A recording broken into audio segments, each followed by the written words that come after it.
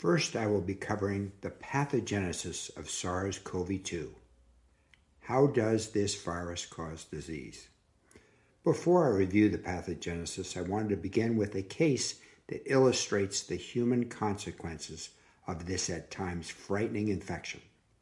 This case was reported in the New York Times on March 13, 2020, and comes from China. Dr. Sissy Z was a gastroenterologist and married mother of a 2-year-old boy. She was known as Little Cece, or in English, Little Sweetie, because of her continuous smiles and pleasant disposition. Everyone at work loved Cece. 7 days prior to admission, she was caring for a 76-year-old woman with COVID-19. 3 days before admission, she began experiencing marked fatigue and took a nap. But she failed to feel better upon waking and noted a fever of 102 degrees Fahrenheit as well as chest tightness. Her symptoms continued to worsen and she was admitted to the hospital. On hospital day 1, she was noted to be severely hypoxic, requiring high-flow nasal oxygen. By hospital day 6, she seemed to be improving. Her fever had resolved. However, each time they tried to reduce her high-flow nasal O2, she became hypoxic. During the next 3.5 weeks, her clinical condition waxed and waned, slowly deteriorating. And on hospital day 35, she suffered an asystolic arrest and died, leaving her husband and young child. Her colleagues at work were devastated. They left 1,000 paper cranes, a Chinese symbol of hope and blessing, on her desk. Written on the large pink crane, in the center was the message, "Rest in peace. We will use our lives to continue this relay race and prevail over this epidemic." She was a caregiver, just like many of you, and hospital-acquired transmission of the virus is always a danger.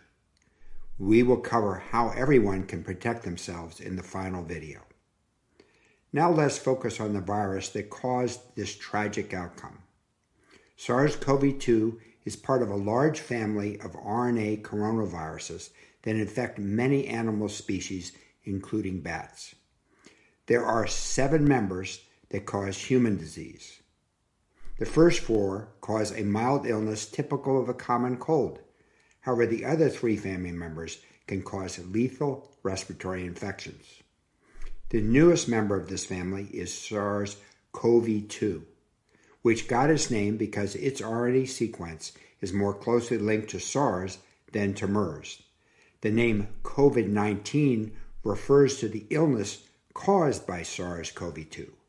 This name does not include a geographic reference to reduce the likelihood of racism and blame.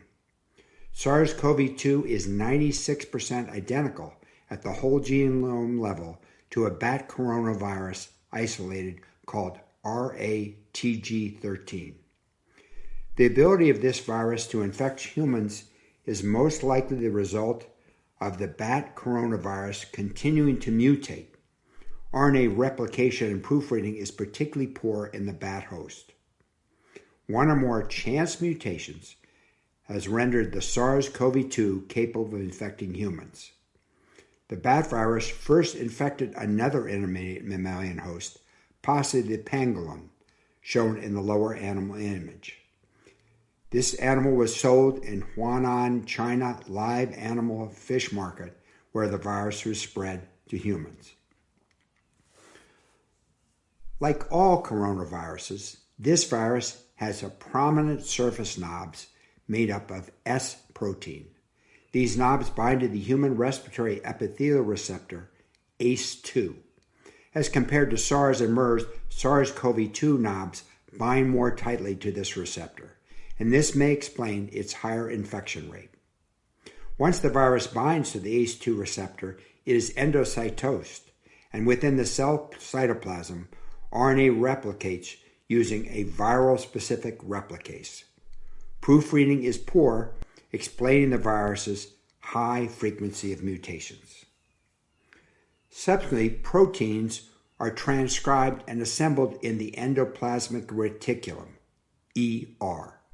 The nuclear capsids containing the new RNA are assembled in the cytoplasm and then bind to the outer surface of the ER, where the NOP protein is added, and the virus enclosed in a vesicle that subsequently undergoes exocytosis and is released into the extracellular fluid, where it can infect adjacent cells as well as infect new hosts. The virus initially replicates in the nasal passages and oropharynx during the first 24 to 48 hours of infection. During this period, the patient is asymptomatic. As the virus migrates to the bronchi and then into the alveoli, it induces inflammation and symptomatic disease. The inflammatory response to the virus causes breakdown of the alveolar walls and leakage of serum into the alveoli, acutely blocking the exchange of oxygen in the lungs. Over time, with continued inflammation, the alveoli walls become fibrotic, a condition that chronically interferes with oxygen exchange. Dr. Cece suffered from fluid in her alveoli, followed by alveolar wall fibrosis that ultimately led to her death.